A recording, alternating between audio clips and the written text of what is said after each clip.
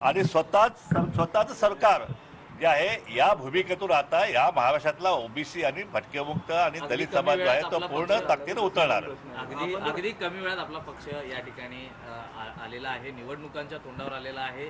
जागांचं स्वरूप कसं असणार आहे, 3 निवडणुकांसमोर आपण पाहतोय की आहे, तर कशा पद्धतीने जागा वाटप होणार आहे, किती नेमके उमेदवार असणार आहेत? हे पहा कसं आहे की आता सध्या समोर लोकसभा आलेली आहे आणि लोकसभेमध्ये ज्या ज्या ठिकाणी आमचे उमेदवार आता तयार झाले, इतके फोन यायला, काल जवळपास 5-25 उमेदवार कालच एका दिवसातच काल तयार झालेले आहेत काल.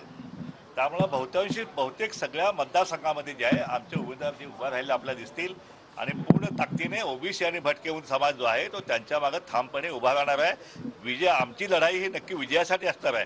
आम्ही कुणाला पाडायसाठी किंवा कोणावरती काहीतरी सूड घ्यायचा म्हणून नाही. आम्ही आता सत्ता संपादन करण्याच्या उद्देशाने आम्ही उतरलेलो आहे आणि ते ध्येय घेऊन आमचा हा ओबीसी समाज जो आहे तो या निवडणुकीच्या रिंगणात जो आहे तो उतरलेला आपला दिसेल. आरक्षणाचं संरक्षण जे आहे ते आमच्या सत्तेच्या माध्यमातून आम्ही करायला ठरवलेलं आहे.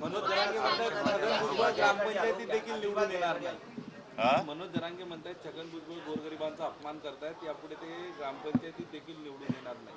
हे पहा की भुजबळ साहेबांचा राजकीय प्रवास जो आहे तो नगरसेवकापासून झालेला आहे. म्हणजे अगदी महानगरपालिकेत सगळ्यात खालची निवडणूक नगरसेवकाच्या निवडणुकीपासून त्यांचा राजकीय प्रवास सुरू झालेला आहे. त्यानंतर महापौर झालेले आहेत, नगरसेवक आणि आमदार दोन्ही एकाच वेळी झालेले आहेत, त्यानंतर मंत्री झालेले आहेत, त्यानंतर उपमुख्यमंत्री झालेले आहेत.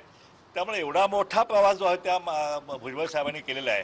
त्यामुळे त्यांच्यावरती सरपंचसुद्धा होता येणार असं म्हणणं जे आहे ते वास्तवाला धरून नाही आहे. भुजबळांची आज तुम्ही भेट घेतली आहे, तुम्ही म्हटला की आम्ही आमचा पक्ष काढतोय नवीन, त्यांचं आम्हाला मार्गदर्शन आहे. भुजबळ सत्तेत आहेत आणि तुम्ही पक्ष स्थापन करताय, त्यांचा सहकार्य त्यांचा पाठिंबा तुम्हाला मिळावा, तुम्ही त्यांच्यासोबत युती करावी अशी काही चर्चा आहे का? मार्गदर्शन म्हणजे नेमकं काय? हे पहा, हा काय युतीचा वगैरे हा काय प्रश्न नाही आहे. हा सर्वसामान्य ओबीसी जो बांधव जो आहे तो खेड्यापाड्यात गावकुसा बाहेर आहे, त्याची भावना आहे की आता आम्हाला सुद्धा जे आहे आमचा हक्क जो ह्या लोकशाहीमधला जो आहे, जो ह्या संविधानानं आम्हाला जो हक्क दिला आहे तो गेली 75 वर्षे कुठे विस्कावून घेतलेला आहे आणि तो आता आमचा हक्क जो आहे तो आम्हाला आता मिळवायचाच आहे. ही जाणीव जी आहे ती आता संपूर्ण ओबीसी आणि ह्या दलित आणि भटकेमुक्त झालेली आहे आणि म्हणून हा जो पक्ष आम्ही निर्माण केलेला आहे. भुजबळ साहेब एका मोठ्या पक्षाचे नेते आहेत, त्यांनी ताबडतोब त्यातून बाहेर पडावं किंवा त्यांनी राजीनामा द्यावा अशी मुळी